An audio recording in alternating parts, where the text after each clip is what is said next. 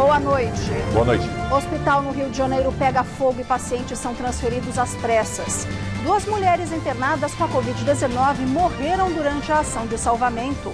Assassino do ator Rafael Miguel e dos pais dele usa nome falso para se esconder. Segundo a polícia, Paulo Cupertino falsificou a identidade no interior do Paraná logo após ter cometido o crime em 2019.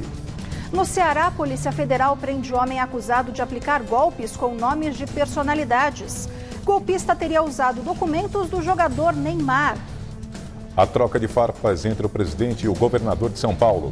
Após desentendimento sobre vacina, a motivação agora é aumento de impostos na pandemia. Ministro da Economia reclama de acordos que impedem avanço de privatizações.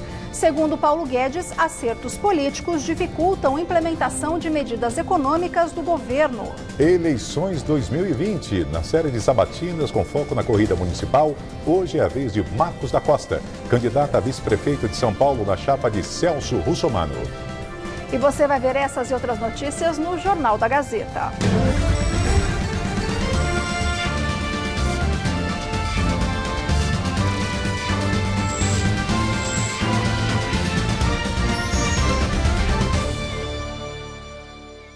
Já, logo após o intervalo.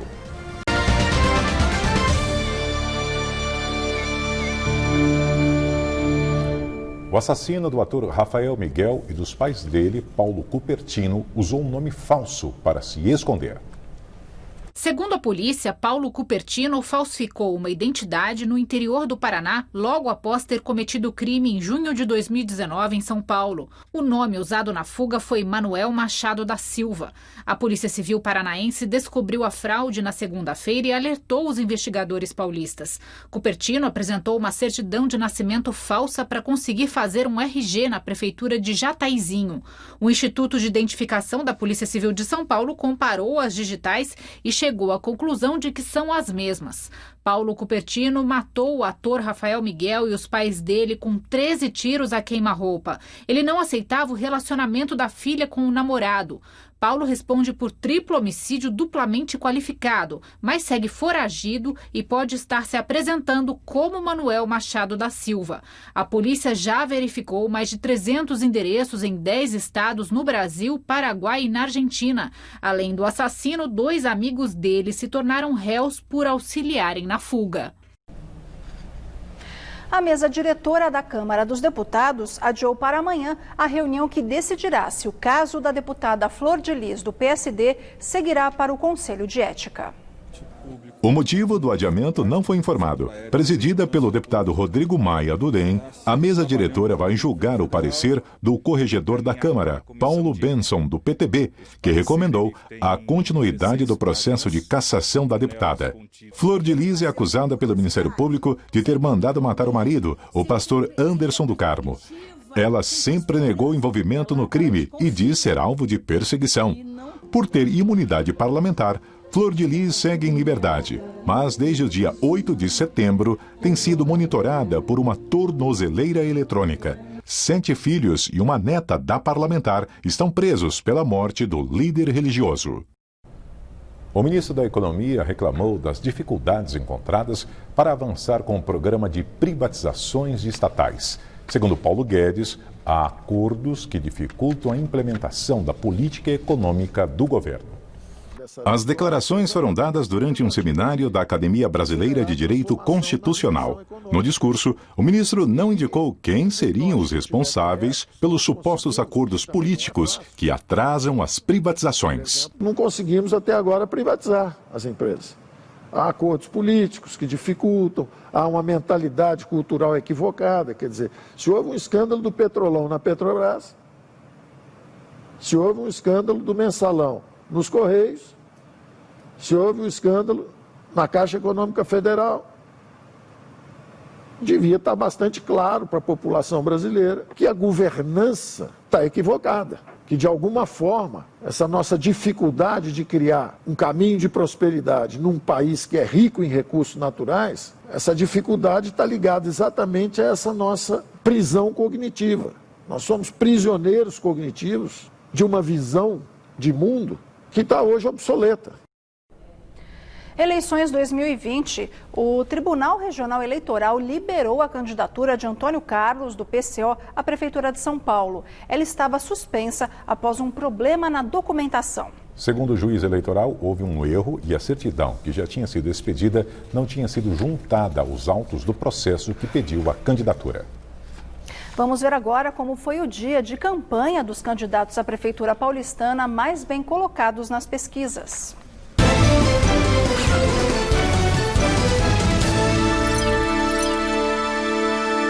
Bruno Covas, do PSDB, esteve na Zona Leste. O candidato visitou uma família atendida pelo Programa de Visitação Familiar na cidade de Tiradentes e destacou a importância dos programas sociais da Prefeitura.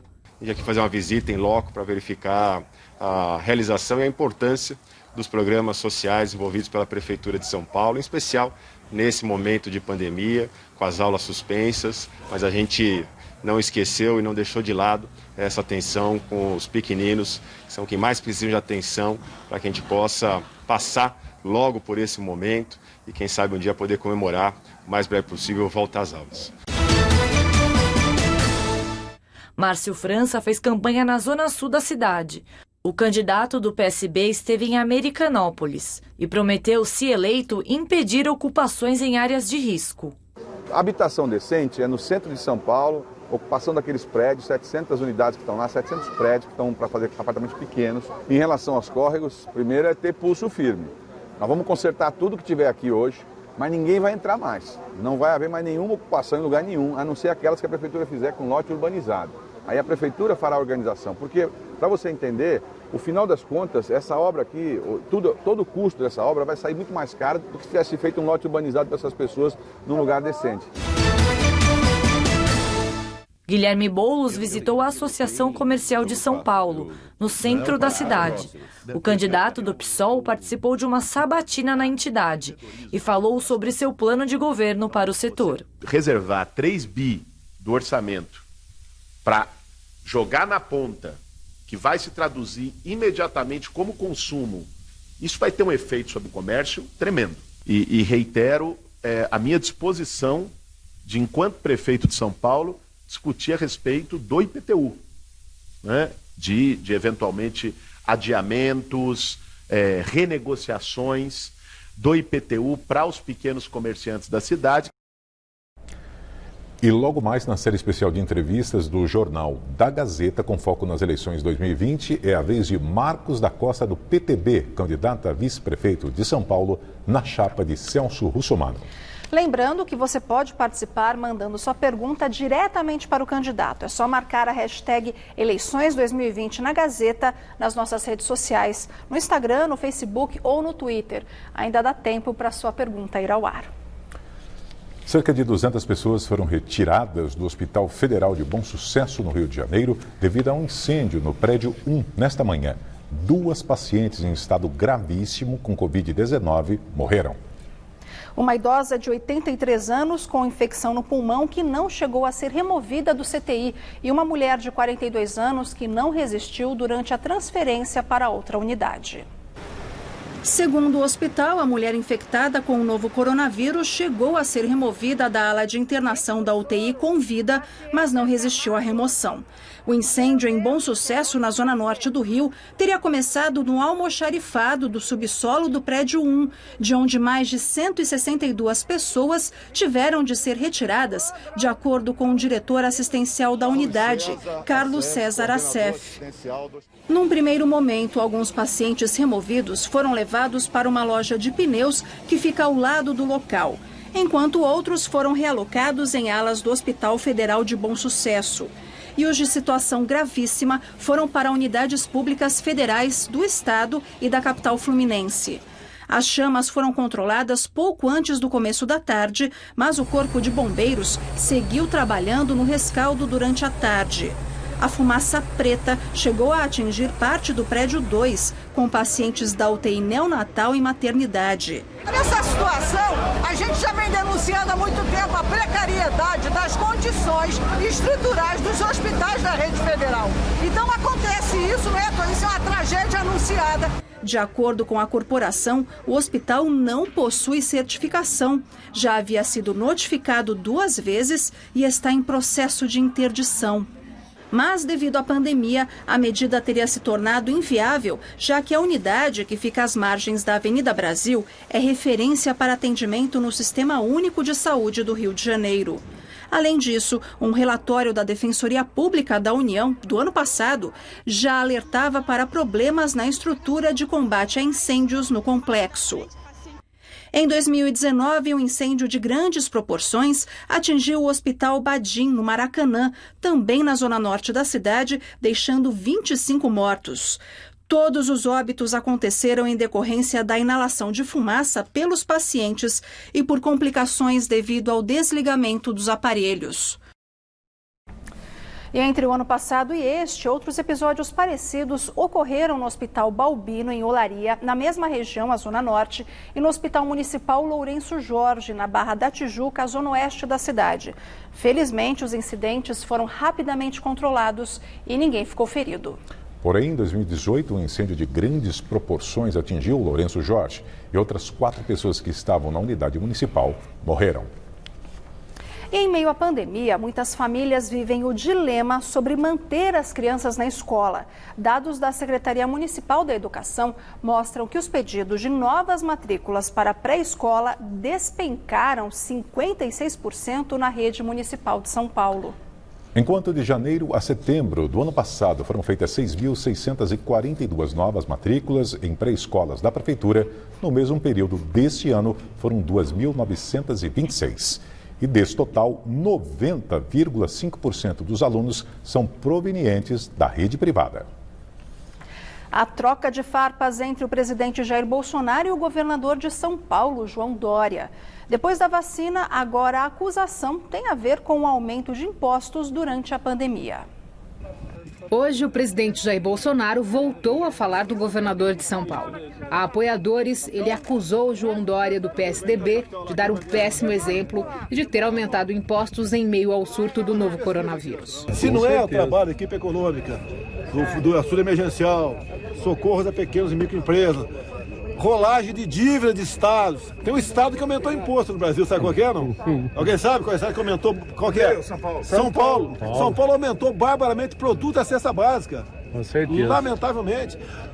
Para estar cobrando imposto até do cara que tem deficiência, que compra o carro. Em um vídeo publicado na internet, o tucano contra-atacou. Chamou o presidente de desinformado e disse que Bolsonaro está mais interessado em atacar do que governar. O presidente Jair Bolsonaro segue sendo um desinformado. São Paulo não fez e não fará nenhum aumento de imposto. Fizemos sim a reforma administrativa, que ele, Bolsonaro, deixou de fazer no plano federal. Se ficasse mais preocupado em governar e menos em atacar adversários, poderia fazer algo de útil para o país. Governe para o Brasil, Bolsonaro, e não para os seus interesses políticos e ideológicos. O governo de São Paulo informou que o pacote de ajustes fiscais não vai impactar no preço dos itens da cesta básica nem dos remédios.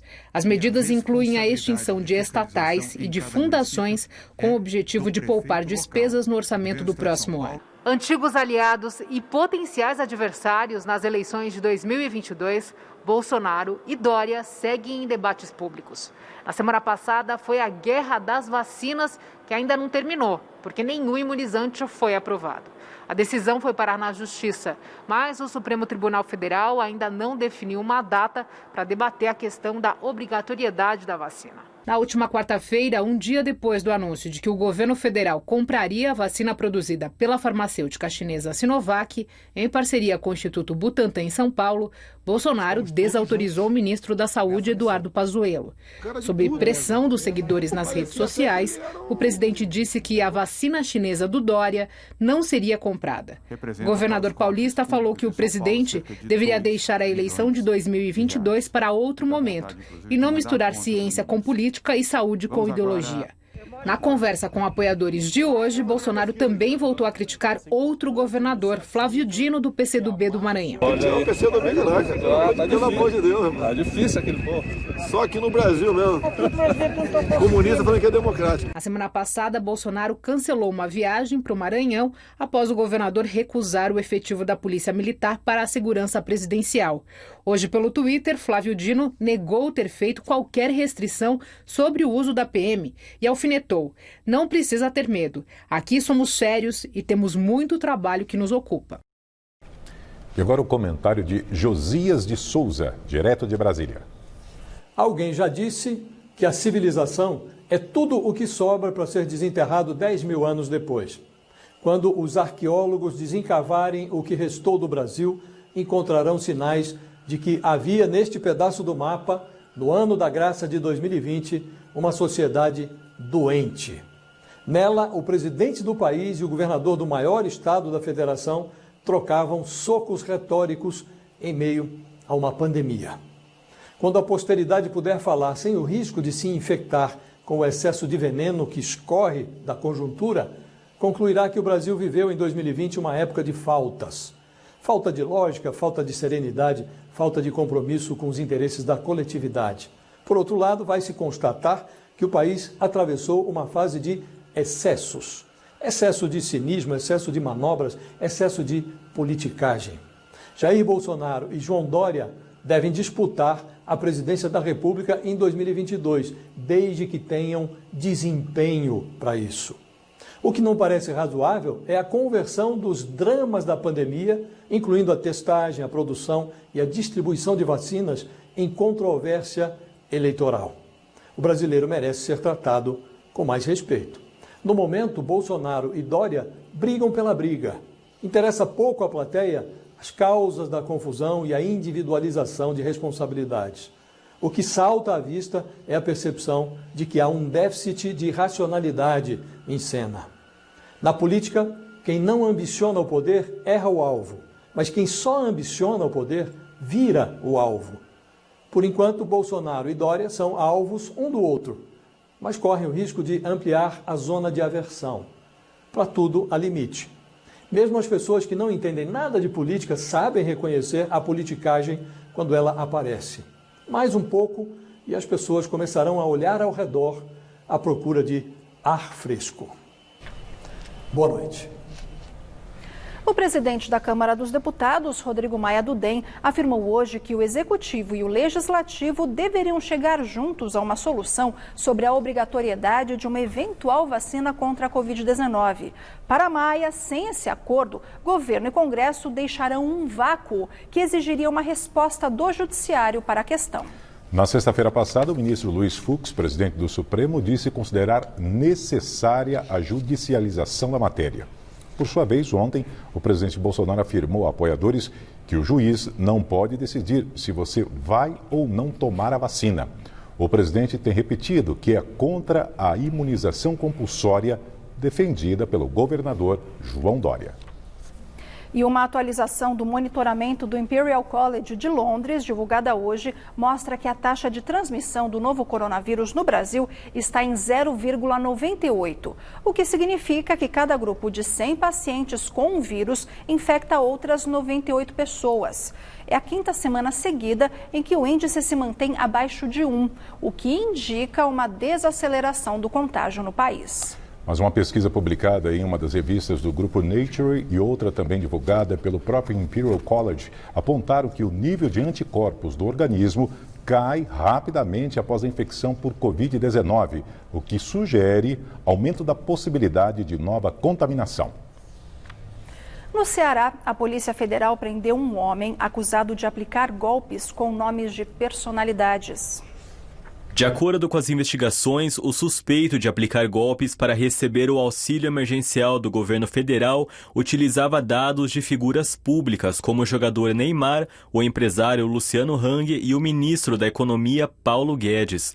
Contas fraudulentas foram abertas na Caixa Econômica Federal para obter o benefício de R$ 600. Nenhuma das personalidades tem envolvimento com os crimes. A busca e a apreensão foi em Maracanaú, na região da Grande Fortaleza, no Ceará. No endereço do suspeito foram apreendidos aparelhos celulares usados nas transações e documentos.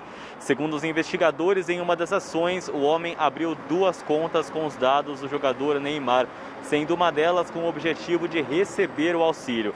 Caso as denúncias sejam comprovadas, o investigado e outros envolvidos nas fraudes responderão pelos crimes de estelionato majorado, falsificação de documento público, uso de documento falso e organização criminosa. Na semana passada, a Polícia Federal prendeu no Rio de Janeiro um grupo acusado de aplicar golpes nos benefícios pagos pela Caixa.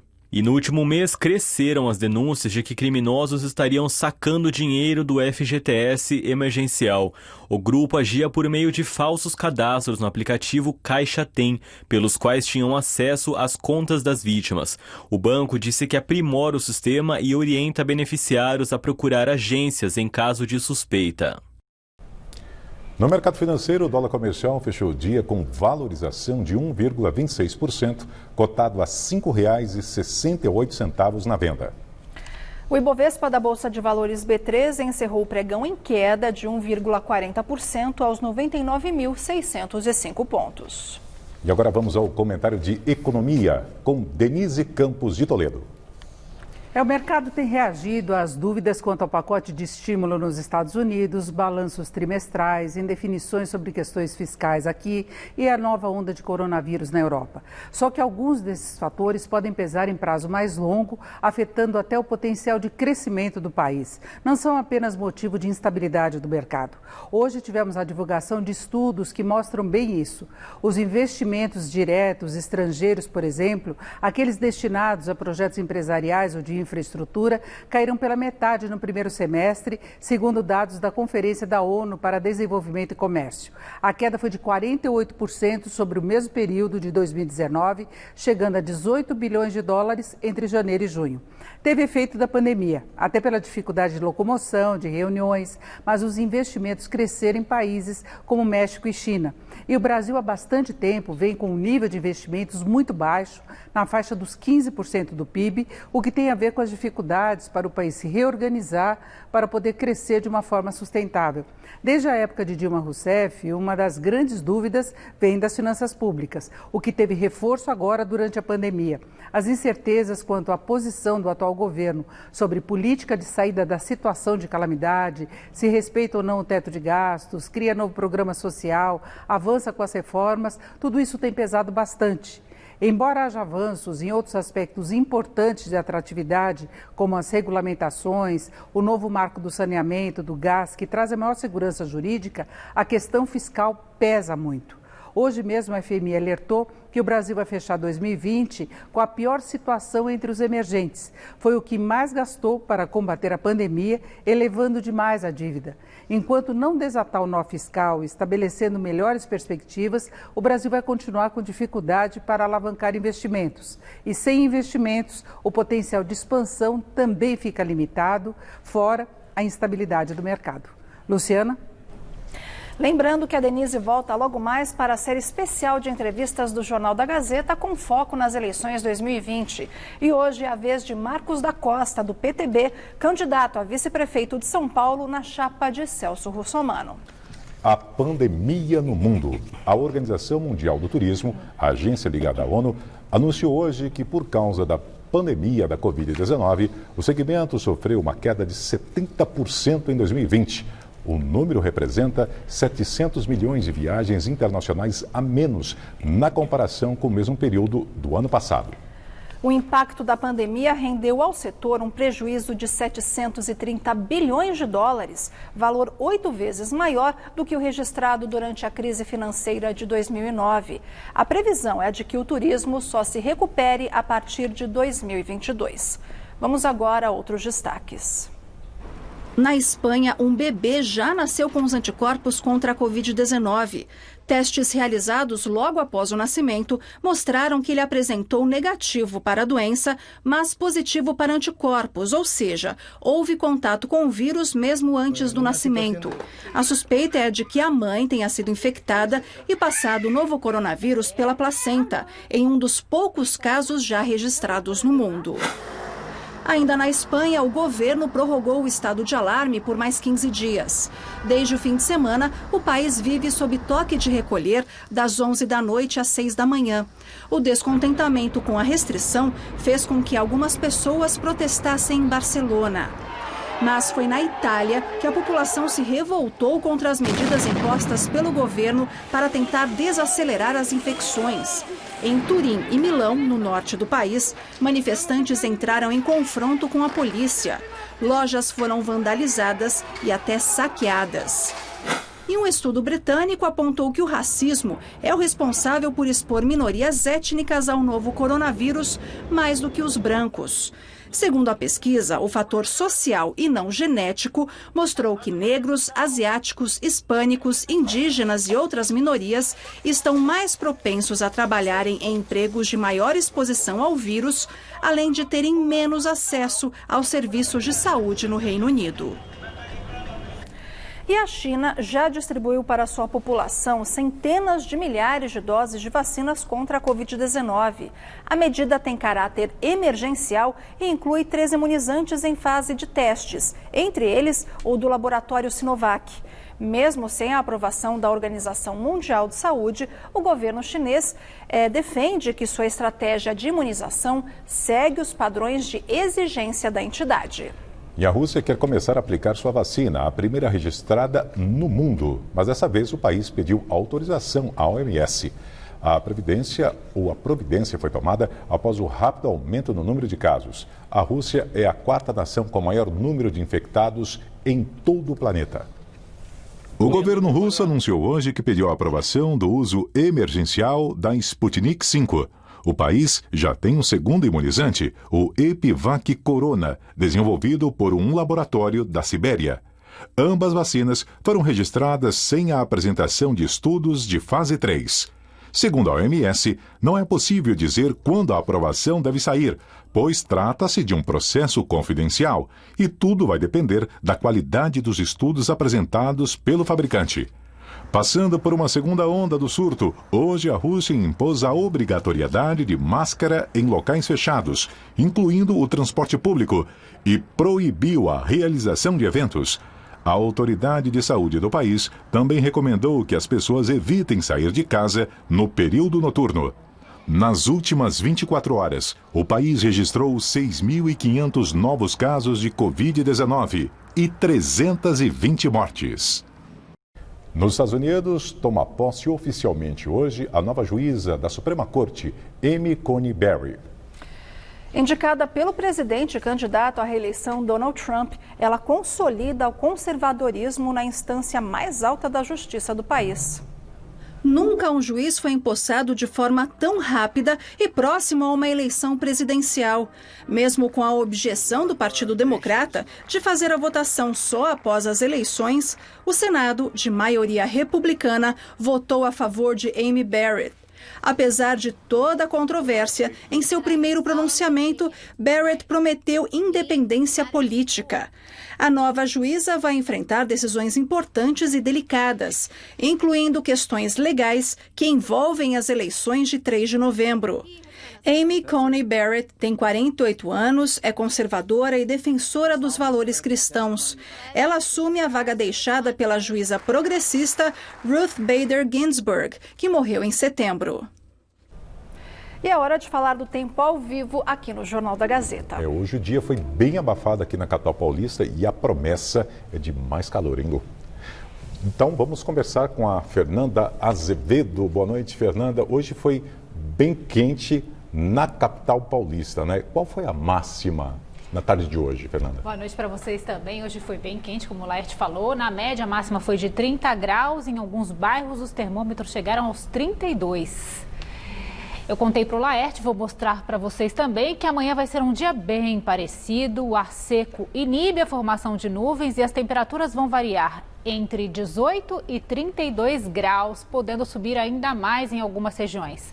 Na quinta faz até 30 e aí volta a chance de chover à tarde. E o tempo vira na sexta, a máxima despenca 10 graus e pode chover bastante o dia todo. O mês de outubro já está com acumulados acima do que é esperado normalmente.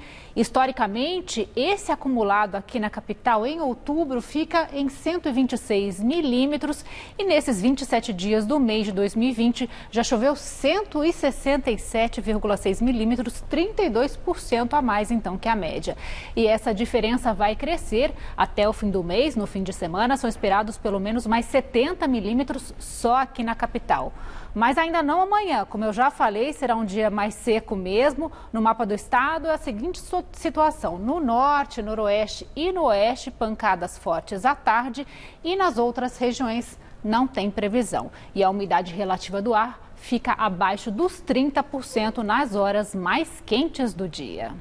E Fê, a tempestade subtropical Mani, que você falou ontem dela, ela ainda atua aqui no Sudeste? Lu, já perdeu força e essa era mesmo a previsão da Marinha. Hoje ela está se afastando bastante da costa. Amanhã já não chove e nem venta tanto no Espírito Santo e em Minas Gerais, a não ser numa pequena faixa no norte do estado mineiro. Há previsão de muita chuva também no sul do Piauí e do Maranhão, em todo o Tocantins até o sul do Pará. No geral, a nebulosidade segue em todas as regiões, há poucas áreas 100% sem chuva. São essas duas aqui, no litoral do Nordeste e do Rio de Janeiro até o Rio Grande do Sul. Mesmo com mais umidade, há várias ilhas de calor pelo país. As máximas, então, 33 em Manaus, 34 em Belém e em Cuiabá, 37 em Teresina e também no Rio de Janeiro. Com esse calorão, foi anunciado hoje no Rio de Janeiro o início das obras de restauração do Cristo Redentor para as comemorações dos 90 anos do monumento em 2021. Uma equipe multidisciplinar vai fazer um mapeamento dos danos ambientais para a recolocação de partes que podem ter estragado com o tempo. O Cristo Redentor tem vários para-raios instalados na estrutura de 38 metros de altura.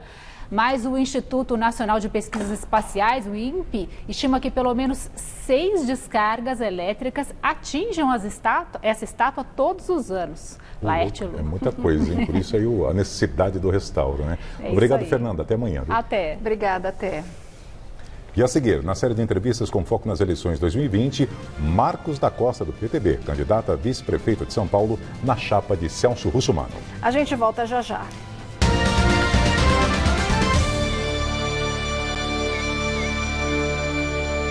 Eleições 2020, hoje é a 17ª de um total de 18 sabatinas, exibidas durante o mês de outubro com todos os candidatos à Prefeitura de São Paulo e também com os 4 vices das chapas mais bem colocadas nas pesquisas. E como temos lembrado a você, telespectador e eleitor, a TV Gazeta é a única emissora aberta a dar espaço para todos os candidatos igualmente. Quem comanda as entrevistas é a Denise Campos de Toledo.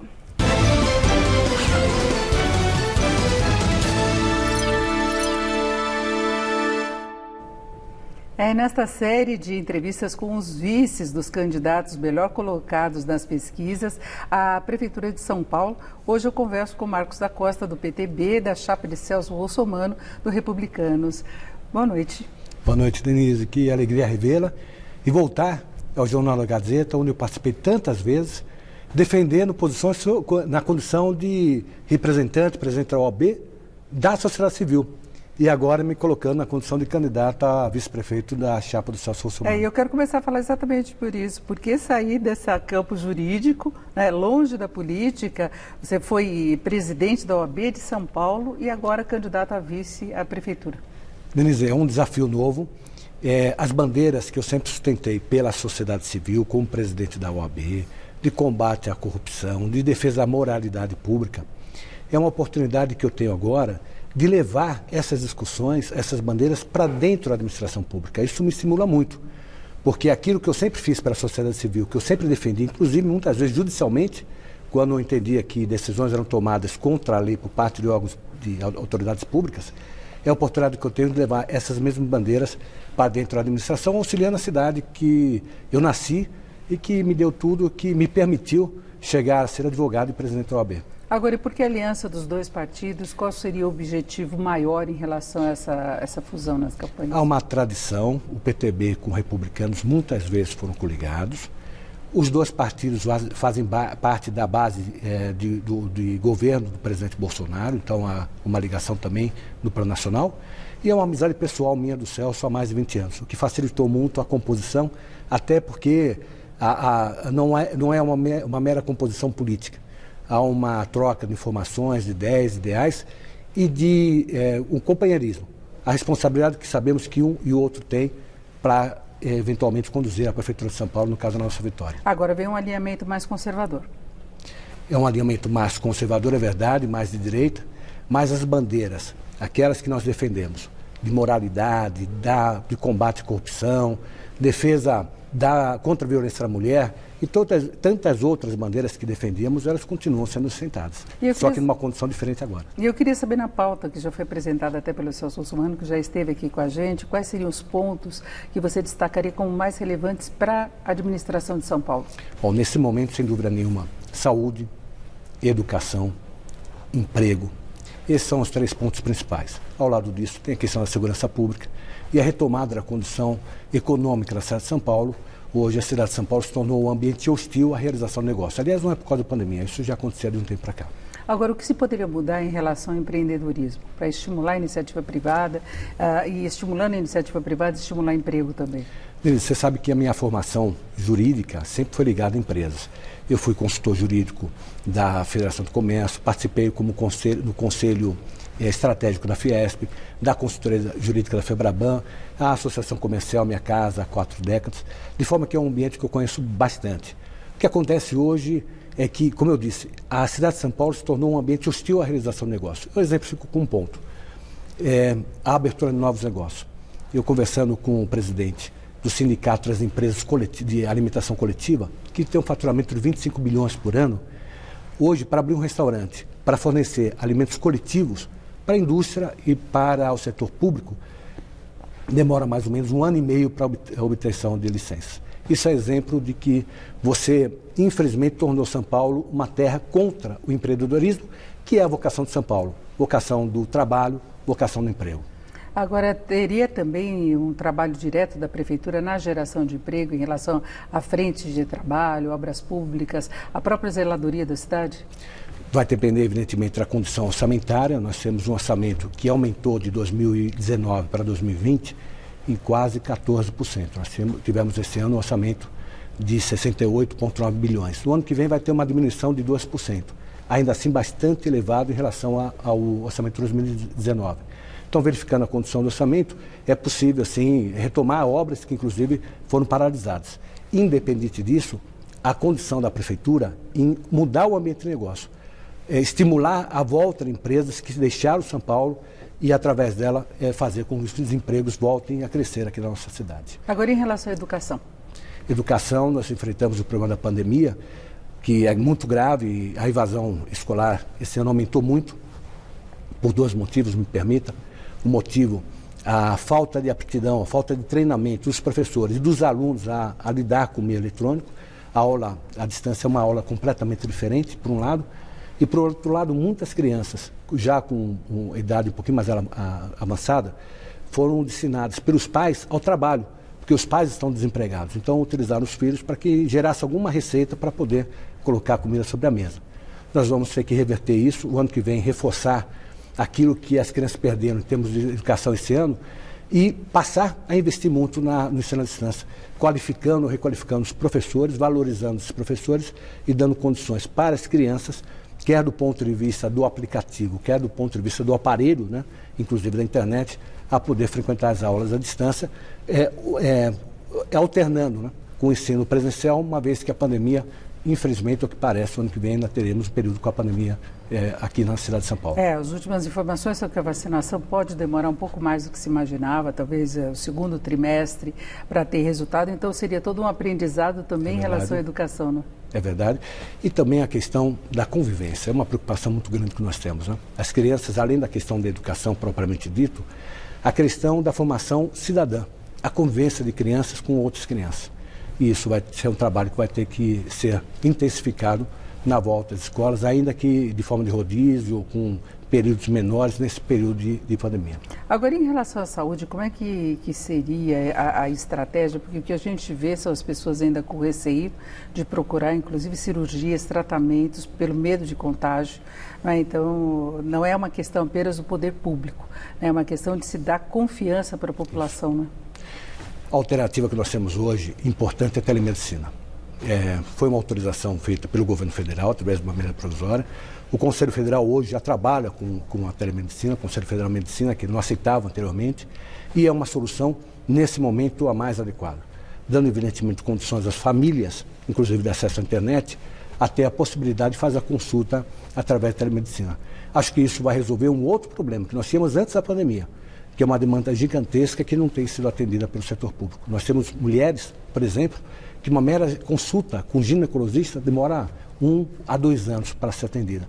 Outros pacientes que precisam de exames, demora anos para conseguir atendimento, aí o médico atende, pede o exame, esse exame é providenciado, depois demora tanto tempo o retorno que o exame perdeu a validade. E nesse período nós estamos falando de vidas, pessoas que se perdem exatamente por falta de tratamento oferecido pela municipalidade. Agora, Marcos Acosta, a sua chapa é muito próxima do presidente Bolsonaro, e o Russomano sempre o cita. Agora, o município, como São Paulo, sempre tem uma ligação muito grande, inclusive em termos de projetos, com o governo estadual. Como é que seria o relacionamento? Como é que vocês projetam isso? Em relação ao governo federal, é importante esse relacionamento porque permite que o governo federal confie na administração de São Paulo. Isso é fundamental. Embora haja, evidentemente, o relacionamento institucional, nós sabemos da importância do relacionamento pessoal a fazer com que o governante confie naquele que está à frente da Prefeitura de São Paulo. E aí o Celso tem essa vantagem de ser amigo pessoal dele, do presidente Bolsonaro. Então, mas aí eu queria saber como... Em relação ao governo do Estado, institucional. Há competências e há questões que são tratadas de forma conjunta. Independente de quem seja o governador, até porque daqui a 2 anos nós temos eleição para novo governador, ele vai ter que, evidentemente, respeitar a sua capital, a capital de São Paulo, a maior cidade do nosso Brasil. Porque uma das áreas, por exemplo, e aí eu queria saber também quais os projetos que vocês teriam em relação a transportes, não é? Muitos projetos, mas fundamentalmente nós temos uma preocupação na cidade de fazer com que haja empregabilidade nas regiões periféricas. Começamos a resolver o problema do transporte dessa forma. De outra parte, a questão dos corredores, isso será enfrentado, os corredores de ônibus, a melhoria da condição dos semáforos em São Paulo, os nossos semáforos, Denise, são na década de 80. E criou-se uma verdadeira indústria da manutenção dos nossos semáforos. Há tecnologia hoje, que é usada no mundo inteiro, do semáforo inteligente, que permite o diálogo entre o semáforo e o ônibus. O semáforo percebe que o ônibus está chegando próximo, ele libera o trânsito para facilitar a passagem do transporte público. Isso é uma tecnologia razoavelmente simples e que nós vamos investir aqui na cidade de São Paulo. A prioridade seria o transporte de ônibus? O transporte público como um todo, sem dúvida nenhuma. Nós temos também a questão do ciclista. Aliás, o Celso sempre diz, o Celso é o ciclista, né? Tem a preocupação com o transporte ciclístico, tem a preocupação também com as calçadas, né? A mobilidade, o andar a pé também é um meio de transporte que representa mais ou menos 30% do transporte diário das pessoas. É uma situação complicada de São Paulo, inclusive de mobilidade, não é? Eu tenho isso claro, Denise, porque você sabe, eu sofri um acidente, andei quase 1 ano de cadeira de rodas e era simplesmente impossível andar pelas calçadas. E essa condição não é só para o cadeirante, né? Eu hoje uso prótese e tenho dificuldade de andar porque as calçadas são irregulares. Uma pessoa de um pouco mais de idade vai ter a mesma dificuldade, uma senhora, um senhor com bengalinha, todos têm dificuldade de andar nas nossas calçadas. Precisa requalificar as nossas calçadas para permitir que a mobilidade chegue às pessoas andando pela nossa cidade. E nós vamos ter um plano diretor também que pode facilitar a reprogramação da cidade como um todo, a ocupação dos espaços. Qual seria a sua proposta principal em relação a isso? A reorganização da cidade, no que diz respeito ao plano diretor, é fundamental. O Celso tem falado muito disso. Nós crescemos na cidade de São Paulo para as laterais. Nós temos a oportunidade agora de ocupação através de prédios inclusive que hoje estão desocupados no centro da cidade, e que simplesmente precisam de ser de retrofit, sofrer ali uma reforma para poder ser utilizado. E aí o plano vai permitir, inclusive, construções acima do que permite hoje, fazendo com que nós possamos, através da construção de prédios, também suprir uma demanda gigantesca da moradia popular. Nós temos algo em torno de 300 famílias na dependência do Estado, do poder público, do município, para ajudá-las a ter a sua própria casa. Agora, para fecharmos, Cracolândia, com a sua experiência na área jurídica, teria algum procedimento diferente para tentar encaminhar de uma forma mais eficaz? Uma visão humana da situação, um drama social, uma atuação multissecretarias. Nós temos a questão da saúde, a questão do emprego, assistência social, a questão de segurança, a polícia intervir também, faz parte. E nós temos também a questão das famílias dos dependentes químicos. Essa é uma experiência muito rica. Nós ajudamos, enquanto presidente da ordem, nós ajudamos dando orientação às famílias dos dependentes químicos que sofrem também com aquele cidadão que, infelizmente, acabou sucumbindo à questão da droga e hoje vive muitas vezes sem a menor condição até de autodeterminação, de poder tomar decisões conscientes daquilo que é melhor para si próprio. Seria uma assistência nas várias áreas. Exatamente, com olhar não só para o dependente, olhar para a reestruturação da cidade, a reurbanização da cidade, que é um ponto importante. As cidades que sofreram algo parecido com a nossa Cracolândia, por exemplo, em Colômbia, um dos itens fundamentais para solucionar isso foi a reocupação urbana daquele espaço. Isso é importante. E também uma preocupação com as famílias. Feito, eu conversei aqui com o Marcos da Costa, que é do PTB e é vice na chapa de Celso Russomano, do Republicanos. Marcos da Costa, muito obrigada. Obrigado, Denise, pela oportunidade de estar aqui hoje com você. Obrigado. Com vocês. E amanhã é a vez de Ricardo Nunes, do MDB, candidato a vice-prefeito de São Paulo, na chapa de Bruno Covas, ser sabatinado. O Jornal da Gazeta termina aqui. Você vê imagens da lua crescente feitas pelo cinegrafista Wilton Costa. Nós voltamos amanhã. Uma ótima noite para você.